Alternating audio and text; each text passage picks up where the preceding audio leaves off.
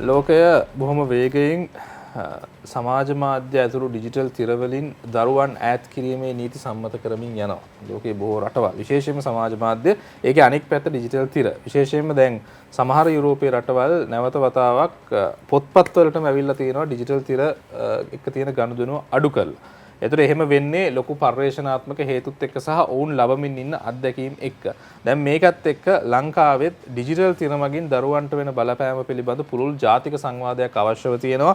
ඒ වෙනුවෙන් තීන්දුව తీරන ගන්න අය ඒ සඳහා පෙළඹවීමත් ඒකේ එක්තරා වූ අරමුණක්. ඒ නිසා අද අපි කතා කරන්න සූදානම් මේ ඩිජිටල් තිර මගින් දරුවන්ට වෙන අහිතකර බලපෑම් පිළිබඳව. ඒ කියන්නේ කතා කරන්න අපිත් එක්ක අද අපේ මැදිරිය එකතු වෙනවා මනෝවෛද්‍ය චමින්ද වීරසිරිවර්ධන මහත්මයා. අයිබෝන් කියලා පිළිගන්නවා ඔබතුමාව. අයිබෝන්.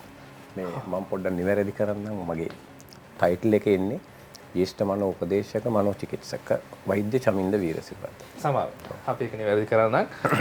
ඒකත් එක්ක ડોක්ටර් එහෙනම් අපි කතාව පටන් ගත්තොත් දැන් බොහෝ දෙනා කියන කතාවක් තමයි ලෝකය දියුණු වෙමින් යද්දී අපිට මේ ස්මාර්ට් ඩිවයිස් වලින් දරුවන්ව ඈත් කරන්න හරි එහෙම කරන්න එක ප්‍රායෝගික නැහැ. වර්තමාන දරු පරම්පරාව ඇත්තටම අපේ පරම්පරාවලටත් වඩා බොහොම වේගයෙන් මේවා ඉගෙන ගනිමින් මේ තාක්ෂණයත් එක්ක ඉස්සරහට යන්න ඕනි. එතන තමයි අනාගත රස්සාවල් ටික තියෙන්නේ. මේක නිසා දරුවන්ව මේකෙන් ඈත් කරන්න උත්සාහ දැරීම ප්‍රායෝගික නොවන ක්‍රියාවක් කියන කාරණාව. ඇත්තටම ඩිජිටල් තිර සහ දරුවන්ව අපි කළමනාකරණය කරගන්න ඕනි කොහොමද? ඔව්. මං හිතන්නේ දැන් ඩිජිටල් තිර කියන එක අපිට අපේ ජීවිතවල කොටසක් බවට පත් වෙලානේ. දැන් මම හිතනවා අපි මේ ප්‍රැක්ටිස් එකට ඇවිල්ලා දැන් අවුරුදු 25 30ක් විතර වෙනවා. ලෝකෙත් ඒ අත්දැකීම් එහෙම තියෙනවා. ඒතර මේ ඩිජිටල් තිර කියන එක අපි භාවිතා කරනවා අපේ රසාස්වාදනය සඳහා. ඒ කියන්නේ අපිට නිකන් සතුටක් විනෝදයක් ප්‍රබෝධයක් ගැනීමේ කන්ටෙන්ට් බැලීම සඳහා පාවිච්චි කරනවා. හැබැයි අපි අධ්‍යාපනික මේවලම් සඳහා දැන් මට විශ්වවිද්‍යාලයක වැඩක් කරගන්න, තීසිස් එකක් ලියන්න, ඇසයින්මන්ට් එකක් කරන්න, අලුත් කරුණු හොයාගන්න. ඒතර අපිට මේ ඩිජිටල් තිර සහ මේ නූතන තාක්ෂණය අපි භාවිතා කරනවා කාරණා කීපයකට sannivedanaya සඳහා.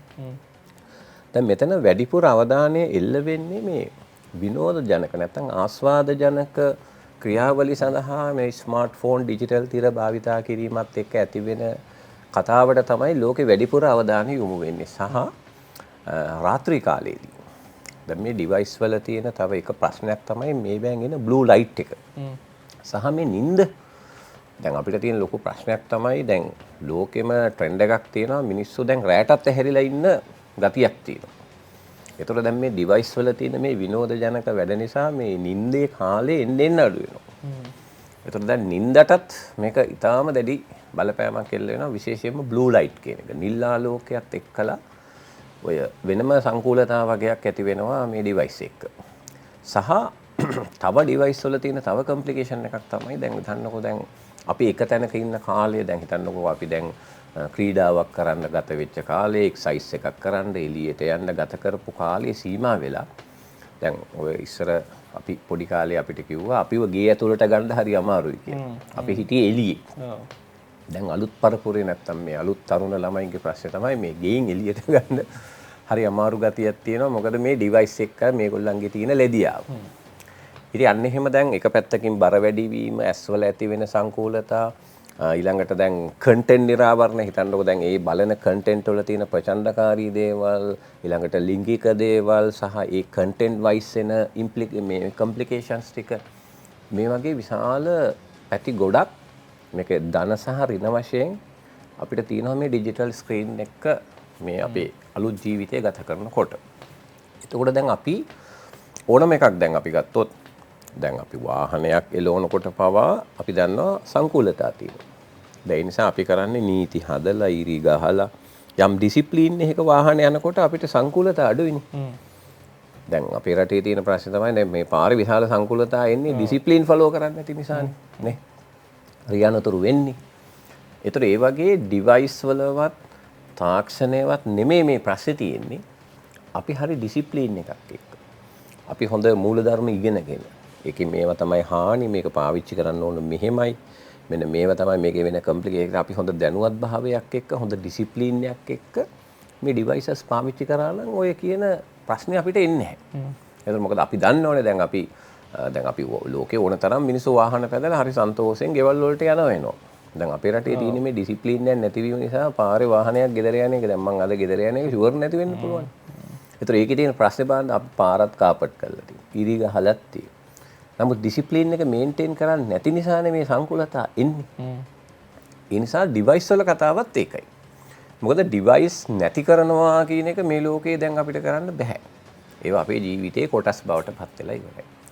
සහ දැන් ඔයා හිතන්නකෝ දැන් මම ඉගෙන ගත්ත කාලයට වඩා දෙයක් ඉගෙන ගන්න මොන තරම් පහසුයිද අපිට අද මේ දේවල් එක දැන් ඔයාට ලෝකේ තියෙන ඕනම දැනුමක් මේ ෆෝන් එකකට ගහපු ගමන් සියලු දත්ත එනවා නේ.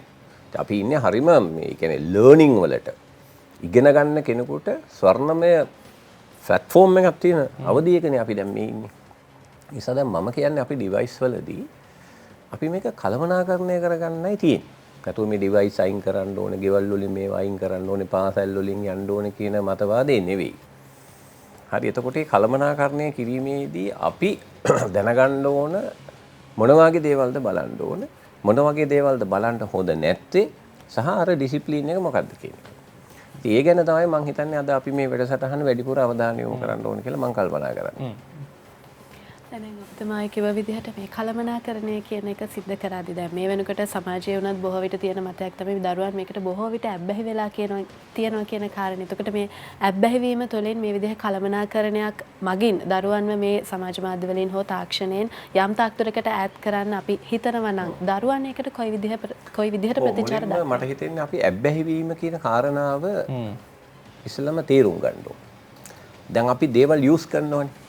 අපි මේ දැන් මම මගේ තියෙන ඩිවයිස් එකක් Facebook එකේ කන්ටෙන්ට් එකක් බලන්න YouTube එකේ කන්ටෙන්ට් එකක් බලන්න මම යූස් කරනවා. ඒතර යූස් කරනවායි ඇබ්බැහි වීමයි කියන්නේ පොඩි කාරණා දෙකක්. අර අපි කියනවා use abuse කියලා. යූස් කරන එකයි abuse කරන එකයි. දැන් එතනදී වෙන්නේ මෙහෙමයි. මම මගේ මේ ඩිවයිස් එකට යොදන කාලය නිසා මට සංකූලතා එනවා. කායික සංකූලතා, මනෝවිද්‍යාත්මක සංකූලතා, සමාජීය සංකූලතා සහ මගේ එදිනෙදා කටයුතු කඩාකප්පල් වෙලා මගේ ජීවිතයේ සම්පූර්ණ අවුල් වෙනවා මම මේ කරන වැඩේ නිසා. අන්න එතනදී තමයි මේ ඇබ්බැහිය කියන කාරණාව අපි ඉන්නේ. නැත්තම් මිනිස්සු දේවල් කරන එක ඇබ්බැහිය නෙවෙයි. හරි. එතකොට ඇබ්බැහිය කියන කාරණාව වෙන දැන් උදාහරණයකට අපි ගත්තොත් දරුවෝ හිතන්නකෝ අධ්‍යාපන කටයුතු ඔක්කොම දැන් ඔක්ටේ වොන්තරන් එනවා දැන් මේ ළඟදිත් මට දරුවෙක් එනවා කාමරේ දොර වහගෙන කරුවල කරගෙන ඇතුළට කාටවත් එන්න දෙන්නේ නැහැ. ගෙදර අය තරජනේ දාලා තග දාලා මම ඉල්ලිලා මැරෙනවා ෆෝන් එක ගත්තොත් කියලා ගෙදර අයව බය කරගෙන ඉස්කෝලේ යන්නේ නැතුව පාඩම් කරන්නේ නැතුව ගේ කාමරේ ඇතුළට වෙලා ගේම් ගහනවා. හරිද රෑ 2යි 3යි නිදියන්නේ පාන්දර 3ට විතර. ඇහැරෙන්නේ දවල් 1:00ට 2ට විතර. කන්නේ එක වේලයි. මෙහෙම ළමයි විශාල සංඛ්‍යාවක් මේ රටේ දැන් ඉන්නවා. ගෙවල් ඇතුලේ. අම්මලා අසරණ වෙලා කරගන්න දෙන්නේ බය වෙලා මනෝවෛද්‍යවරයෙකුට යන්නේ නැහැ. ප්‍රතිකාර ගන්න කැමති නැහැ. යට කරගෙන තග දාගෙන අන්න ඇබ්බැහි. ඔක තමයි ඇබ්බැහි කියන්නේ. එහෙම නැත්තම් ළමයි ගිහලා ඔය පොඩි වෙලාවක් මොන හරි සෝෂල් මීඩියා කන්ටෙන්ට් එකක් බලන එක නෙවෙයි ඇබ්බැහි කියන්නේ. නිසා අපි තේරුම් ගන්න ඕනේ මෙන්න මේ ඇබ්බැහි. එතකොට දැන් ඇබ්බැහිය කියන කාරණාව දැන් අලුතෙන් අපේ තියෙන ස්නායු මනෝවිද්‍යාත්මක දැනුමේ මේක ආබාධයක්. මේක ලෙඩක්. දැන් ලෙඩක තියෙන ස්වභාවය තමයි දැන් මෙහෙම හිතමුකෝ අපි නිකන් සරල උදාහරණයක්.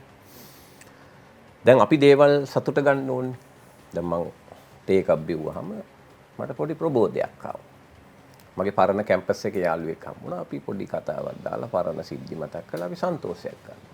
අපි ගිහලා නව කතාවක් පොතක් බලලා ජොලියක් ගන්නවා. අපි චිත්‍රපටියක් බලලා අපි ආස්වාදයක් ගන්නවා. අපි යාළුවොත් එක්ක පොඩි ඩාන්ස් එකක් දාලා පොඩි ජොලියක් ගන්නවා.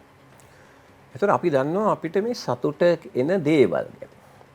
ඒතර දැන් සතුට එන දෙයකට අපි निराවරණය වුණාම ඒකේ තියෙන සතුට එන්නේ මොලේ තියෙන සුවිශේෂී පද්ධතියකින්. ඒ පද්ධතිය අපි හඳුන්වනවා රිවෝඩ් සිස්ටම් කියලා. ඕන කෙනෙකුට ගහලා බලන්න පුළුවන් රිවෝඩ් සිස්ටම් කියන්නේ.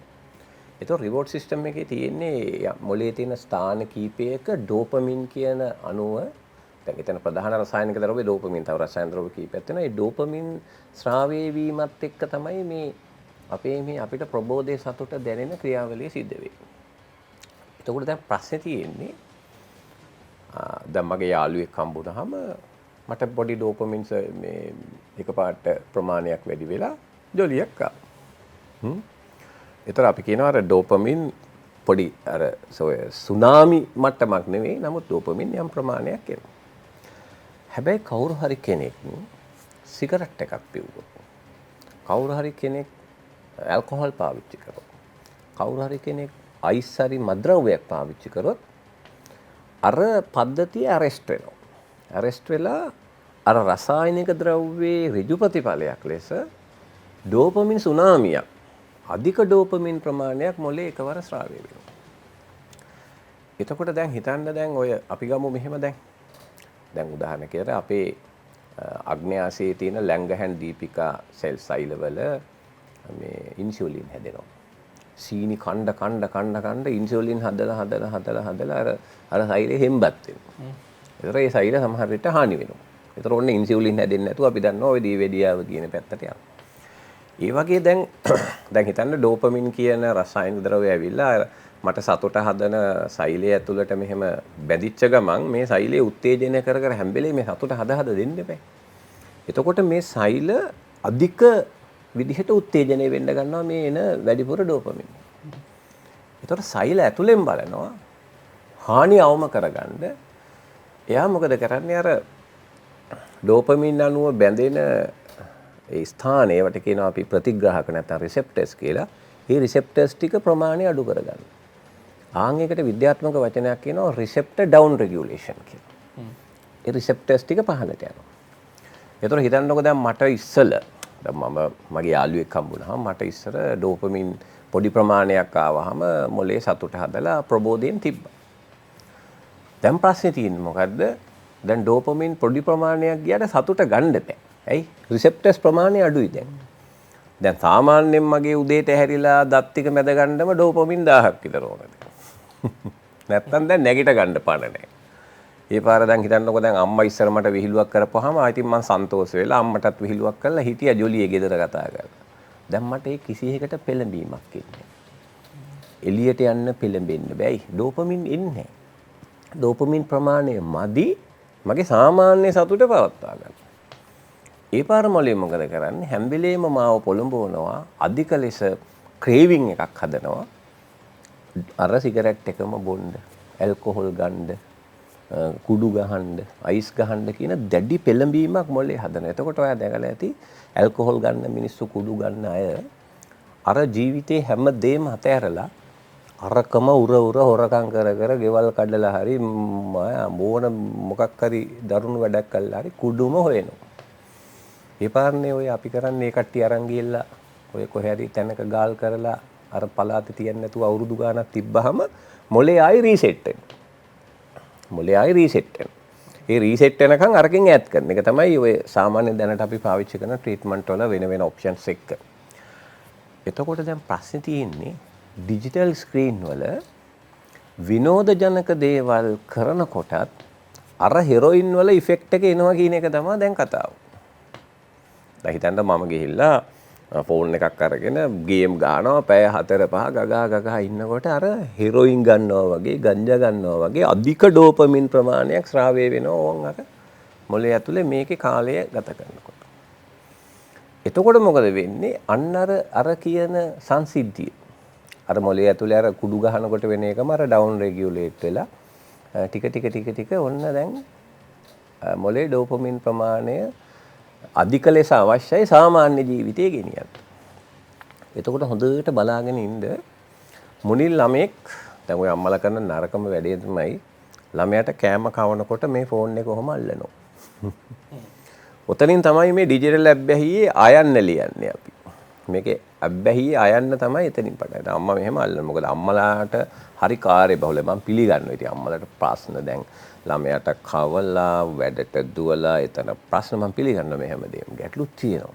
මොකද අපිට ළමයි බලා ගන්න තැන් නැහැ. ක්වොලිටි ඩේ කෙයා සෙන්ටර්ස් නැහැ. අපි සීයා කෙනෙක් හරි ආච්චි කෙනෙක් හරි දාලා එහෙම නැත්නම් අපි කවුරු හරි උදව්වට ඉන්න කෙනෙක් ගාව ළමයා දාලා එන්න ඕනේ උදේ පාන්දර. ඉතින් අම්මා කෙනෙක් ගත්තාම අද මේ නූතන ලයිෆ් ස්ටයිල් එක හරිම කාර්යබහුලයි.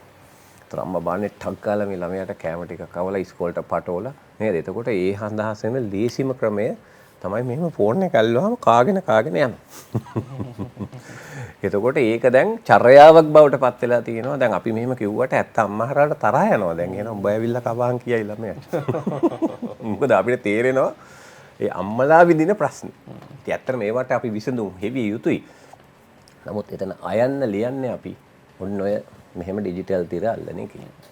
ඊට පස්සේ ගෙවල් වල කරන ඊළඟ වැඩේ තමයි ළමයාට ඩිවයිස් එක දෙනවා තමන්ගේ වැඩ ටික කරගන්න. දැන් හිතන්නකෝ ඔන්ලයින් ජොබ් එකක් කරන අම්මා කෙනෙකුට ළමයා කරදර කරනවා. අම්මා සෙල්ෆෝන් එක දීලා අම්මගේ වස්සාව කරනවා. ළමයා අරක කොට ඉන්නවා. බැලුවාම ඉතින් බලන්නේ සරල කාටුන් එකක් පොඩි දේවල් දාලා දෙන්න. අම්මලා කියන්නේ ඉතින් නරක දේවල් බලන්නේ නැහැ ડોක්ටර් කියලා. එහෙනම් අපිට කියන්නේ ඇවි. හැබැයි ටික මොකද වෙන්නේ අර ඩෝපමින් කතාව අසාමාන්‍ය විදිහට මොලේ ඇතුලේ සෙට් වෙගෙන එනවා. අර ඇබ්බැහිවීමේ පරිපතය නිර්මාණය වෙනවා මේ ස්ක්‍රීන් එක. ඒතර ඇබ්බැහිවීමේ පරිපතය නිර්මාණය වීමත් එක්කලා ඩෝපමින් ලෙවල් එක ඩිස්රෙගියුලේට් වෙනවා. ඒ කියන්නේ ඩෝපමින් නෝමල් සතුටක් ගන්න තියෙන ඩෝපමින් ප්‍රමාණය දැන් ලෙවල ඒ කියන්නේ මොලේ ඇතුලේ වැඩි වෙන්න ඕන. එතකොට මොකද වෙන්නේ? ඔන්න අපිට පේනවා ළමයා කියනවා අපිට පාඩම් කරනකොට ජොලියක් ඉන්නේ. මේ මට නෑදෑ ගෙදරක යන්න ජොලියක් ඉන්නේ. ඒ කියන්නේ අර ළමයාට සාමාන්‍යයෙන් සතුට දැනෙච්ච දේවල් වල සතුට නැති වෙගෙන යනවා. දැන් ওই ඩිජිටල් ඇබ්බැහියේ තියෙන පළවෙනි ලක්ෂණය තමයි ළමයා අයිසොලේට් වෙනවා. හුදකලා වෙනවා. කාමරය ඇතුළට යන්න ගන්නවා. අම්මා එක්ක තාත්තා එක්ක කතා කරන්නේ. පුතා එන්නකො පොඩ්ඩක් අපි නෑ ඉන්නේ. තරහ ගන්නවා ටක් ගාලා. දොරවල් වලට පයින් ගහනවා. කාමරය ඇතුලේ ලොක් කර ගන්නවා. මේ පුතා බාප්පා ඇවිල්ලා ඉන්නවා චුට්ටක් එන්නකො කතා කරන්න. ඉන්නේ එළියට. ඇදන් ඉන්න ඕනේ ගිහිල්ලා.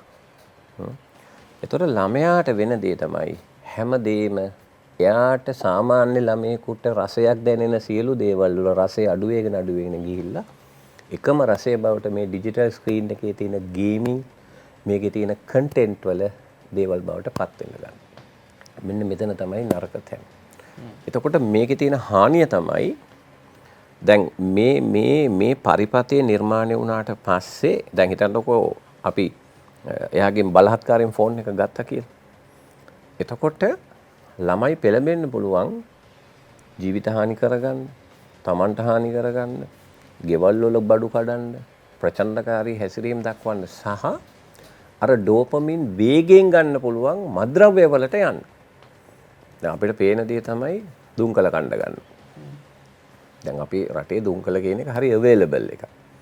කවුරුත් අහනම් කරලා නැහැ ඒවා. ඒතකොට ලේසි එක තමයි ළමයි කරන්නේ දුම්කල කණ්ඩ ගන්න. ඊළඟට එක අපි මාධ්‍ය වල කියන එක හොඳ නෑ. එක මද්ද්‍රව්‍ය තියෙනවා ළමයි ගා. ඕවා කණ්ඩ ගන්න. ඒතකොට මොකද වෙන්නේ? අන්න අර නරක පරිපතය අර අසාමාන්‍ය ඩෝපමින් වලින් ඇතිවෙච්ච පද්ධතිය තව අසාමාන්‍ය වෙනවා. එතකොට ක්‍රමානුකූලව ළමයෙක් මේ ඩිජිටල් ඇබ්බැහියත් එක්ක ක්‍රමානුකූලව ළමයෙක් මද්ද්‍රව්‍ය ඇබ්බැහියකට මේක ට්‍රාන්ස්ෆර් වෙන්න ඉඩ තියෙනවා. එහෙම නැත්නම් සූදුවට දැන් උදාහරණයක් විදිහට අපිට ඕන තරම් ළමයි එනවා ක්‍රිප්ටෝ කරන්සි වල ඇබ්බැහි වෙලා. දැන් මට මතකයි එක සැරයක් දරුවෙක් මට හම්බුණා තාත්තා දීපු මේ ගෙදරින් සල්ලි දුන්න ලක්ෂ 24ක් එයාගේ කෝස් එකට බඳින්න දවස් දෙකක් ඇතුළත ලක්ෂ 24ම කැසිනෝ ගහලා ඉවර කරා. කැම්පස් එකට දීලා නැහැ. අන්න ඒකයි වැඩි. ඒ නිසා මේ ඇබ්බැහිය කියන එක කාන්තාවන්ට ඇබ්බැහි වෙන්න පුළුවන්. ඊළඟට සූදුවට මේ ඇබ්බැහිය කියන පරිපත්‍ය ඒක ජෙනටික් ස්ට්‍රක්චර් එක අනුව සහ ඒ තියෙන සමාජ සන්දර්භයේ තියෙන යම් දේවල් එක්ක ඕන එකකට ට්‍රාන්ස්ෆර් වෙන්න පුළුවන්. ඒකයි ඒකේ තියෙන නරක පැත්ත. මම හිතන්නේ මෙතන දැන් දෙමව්පියෝ අද දරුවෝ කෙසේ වෙතත් දෙමව්පියෝ විශාල ප්‍රමාණයක් අපිව බලමින් ඉන්නවා. සමහර විට ඔය කියන අන්තයටම නොගියත් තමන්ගේ දරුවාගේ ඔය ඉඟි පහළ වෙලා තියෙන්න පුළුවන් දැන් මේ தත්වෙට යමින් ඉන්නවා කියලා. අපි කොහොමද මේකෙන් දරුවන්ව මුදව ගන්න ඇත්තටම? පළවෙනි දේ තමයි අපි ගෙදරක පරිසරයේ තියෙන මේ ඩිවයිස් පාවිච්චි කිරීමේදී අර ඩිසිප්ලින් එක අපි හදාගන්නේ. ඒ කියන්නේ දැන් උදාහරණයක් කියලා ලෝකේ හැම රටකම අපි දන්නවා මේ ඩිජිටල් බඩු ගෙවල් වල තියෙනවා. හැබැයි අපි ඔය බටහිර රටවල් වල මේ හොඳ ඩිසිප්ලින් එකක් තියෙනවා. ඒ කියන්නේ උදාහරණයක් කියලා දැන් හිතන්නකෝ අපි ටීවී රූම් එකක් හදාගන්නවා. ඒතොර ටීවී රූම් එක සාලේ කොහෙවත් මූලික තැනක නැහැ. ඒක ටීවී එක තියෙන්නේ රූම් එකක් ඇතුලේ. ඒක නිකන් මීඩියා රූම් එකක් වගේ. ඒක ළමයින්ට හැම වෙලේම ඇක්සස් වෙන්න බෑ. දෙමව්පියෝ ඉන්න වෙලාවක යම් ඩිසිප්ලින් එකක් ඇතුව තමයි ඒකට යන්නේ. දැන් ගොඩාක් ඒවල අපි දකින දේ තමයි සාලේ තියෙනවා ටීවී එක. ඒතොර දෙමව්පියෝ නැති වෙලාවක ළමයි එනවා. ඊට පස්සේ අර ඔක්කොම එතෙන්ට සම්බන්ධ වෙලා. ඉතින් ළමයි කන්නේත් ඒක දිහා බලාගෙන, පාඩම් කරන්නේත් ඒක දිහා බලාගෙන නිසා තමන්ගේ ගෙදර ඇරේන්ජ්මන්ට් එක හදාගන්න ඕන. අර දෙමව්පියෝ නැති වෙලාවේදී අරවට ප්‍රවේශ වෙන්න තියෙන හැකියාව අවම වෙන්න ඕන. පළවෙනි කාරණාව. දෙවෙනි එක තමයි ළමයින්ට සමාජ මාධ්‍ය භාවිතාව. අවුරුදු 16ට 17ට අඩු ළමයින්ට මේ සමාජ මාධ්‍ය භාවිතාව කියන කාරණාවෙන් අයින් වෙන්න ඕන. දැන් ඒක තමයි ලෝකයේ ඩිසිප්ලින් එක. ඔය තමයි කියන්නේ පාලනය නෙවෙයි තහනම් කරන්න ඕනේ. දැන් ඒක දැන් ලෝකේ පිළිගන්නවනේ. ඒ කියන්නේ සමාජ මාධ්‍ය වලින් ප්‍රවේශ වීම දරුවන්ට හොඳ නෑ කියන එකට දැන් ඕස්ට්‍රේලියාව මේ හැම රටක්ම පිළිගන්න නිසා ඒගොල්ලන්ට සෝෂල් මීඩියා වල accounts අරින එක Facebook වල account අරින එක දැන් බැරි කරලා තියෙනවා ඕස්ට්‍රේලියාවට. ඒගොල්ලෝ හැබැයි ව්‍යාජේවය යනවා කියලා දැන් හොයාගෙන තියෙනවා. නමුත් පුළුවන් තරම් ඒක අයින් කරන්න ඕනේ. සමාජ මාධ්‍ය ප්‍රවේශය තමයි මෙතන තියෙන ගැටලුව ළමයි. ඒතකොට ඒ පිළිබඳ අපි හොඳ අවධානයක් තියෙනවා. ඊළඟ දේ තමයි අපි එන්ටර්ටේන්මන්ට් කරන ටයිම් එක. දැන් උදාහරණයක් විදිහට අපි ඩිවයිස් වලින් එන්ටර්ටේන් කරන්නේ කොයි වගේ දේවල්ද පිළිබඳ අපේ තියෙන අවබෝධය. දැන් හිතන්නකෝ ගේම් ගහනවා නම් පොඩි වෙලාවක් පැය භාගයක් විතර කරලා නවත්තන්න. පැය 2 3 4 5 මේක කරන්න බෑ.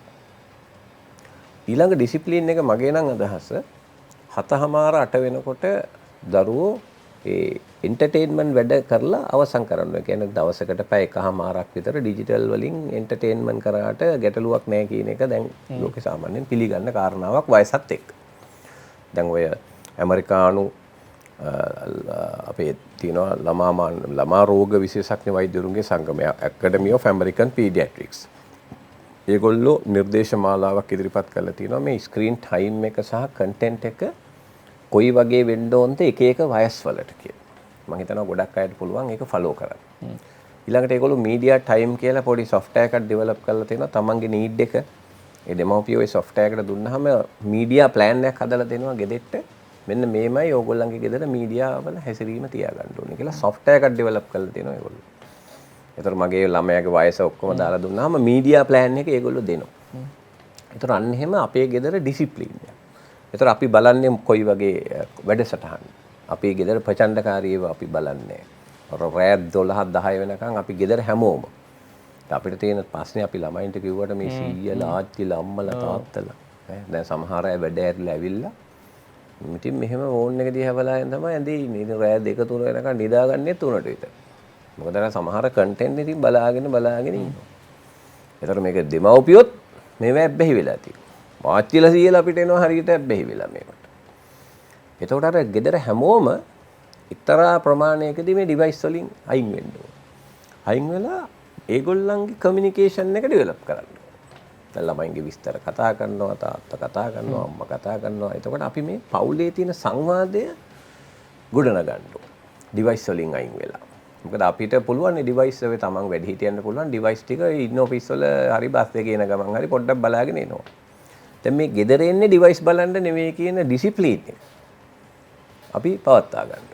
දැන් හැම දෙමව්පියක්ම ගෙදර එන්නේ ෆැමිලි ටයිම් එකට. දැන් උදාහරණයක් ගත්තොත් මම දවසක් තාත්තා කෙනෙකුට කිව්වා මේ ගෙදර තිබුණ ලොකුම ප්‍රශ්නේ තමයි තාත්තා ගෙදර ඉන්නේ නැහැ කියන එක. ඉතින් මම තාත්තට කිව්වා රයිට් එහෙනම් අපි අවල් දවස වෙන් කරලා ඔයා ෆුල් ටයිම් ගෙදර ඉන්න එදාට කියලා. ඊළඟ සෙෂන් එකට ආවහම තාත්තා දවසම කෙහෙල් හිටවලා. ඒ කියන්නේ තාත්තා ක්වොලිටි ටයිම් එකක් ගත කළා නැහැ. ඒ කියන්නේ තාත්තා ගෙදර ඉන්නවා තමයි. හැබැයි මේ ගෙදර ඉඳගෙන කරන්නේ මොකද්ද? දරුවොත් එක්ක කතා කරනවද? ඒගොල්ලන්ට වැඩ බලනවද? එන්ගේජ් වෙනවද? වින නැහැ. එයා සමහරට පොතක් බලනවා, මොකක් කරනවා, ගේ සුද්ධ කරනවා, මගුණු දැල් කඩනවා. මේ වෙන වැඩ කරන්නේ. ඒතර මොකද දැන් ඔය අපිට තියෙන ප්‍රශ්නේ තමයි මේ අලුත් සමාජයේ මේ දැන් ඔය අයින්ස්ටයින් හරි අපූර්ව කතාවක් කියනවා 1968 විතර මට අවුරුද්ද වෙනස් වෙන්න පුළුවන්. තාක්ෂණික දියුණුවත් සමග මානව බැඳීම් වල සිදුවන ඛේදවාචකයේ දැක මම බිය වෙමි කියලා. ඒ කියන්නේ මේ තාක්ෂණික මෙවලම් එක්ක අපි ජොලි ගන්න ගියාම අපිට මේ මානව බැඳීම් වල තියෙන සතුට ඉන්දින්න අඩු වෙන ගතියක් තියෙනවා. දැන් හිතන්නකෝ දැන් තමන්ගේ නෝනත් එක්ක පොඩි සංවාදයක් කිරීමේ සතුට නැති වෙලා යනවා. දැන් ඔයයි මායි හම්බුනහම අපි දෙන්න වඩා නැඹුරු වෙන්නේ ෆෝන් එක දිහා බලන් ඉන්න මිසක් ඔයා කියන දේ අහන් ඉන්න නෙමෙයි. මට තාත්තා කෙනෙක් මේ ළඟදී කිව්වා මේ ડોක්ටර් මම ගියා මේ අපේ ළමයි පවුලත් එක්ක යාපනයේ ට්‍රිප් එකක් කොළඹ ඉඳලා නෝනා ඉස්සරහා සීට් එකේ කට කපලා බුදිය ගත්තා කිව්වා. ළමයි දෙන්නම මෙහෙම ෆෝන් එක දිහා බලන් ඉන්නවා වචනයක් කියවම හොක් කියන එක විතරයිලු කියන්නේ.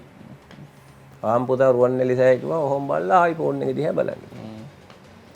ඒතර අර කමියුනිකේෂන්. ඒතර අර අපිට එකිනෙකා සමග කතා කිරීම දැන් මෙන්න මේවා ගෙවල් වල ඉම්ප්‍රූව් කරන්න. ඒතර අපි එකට කෑම කන ඒවා සාකච්ඡා කරන ඒවා ට්‍රිප් යන ඒවා මෙන්න මේ අර මානව බැඳීම් වල sannivedana නිසා ඇති වෙන සතුට ජොලිය එකිනෙකා බදා ගැනීම ප්‍රශ්න අහන එක කතා කරන එක සංවාද කරන එක ගෙවල් ඇතුලේ දියුණු කරන්න. මේකට මම දකින්න ලොකුම බාධාවක් තමයි සාලේ මැද්දේ ටීවී එක තියන් ඉන්නේ.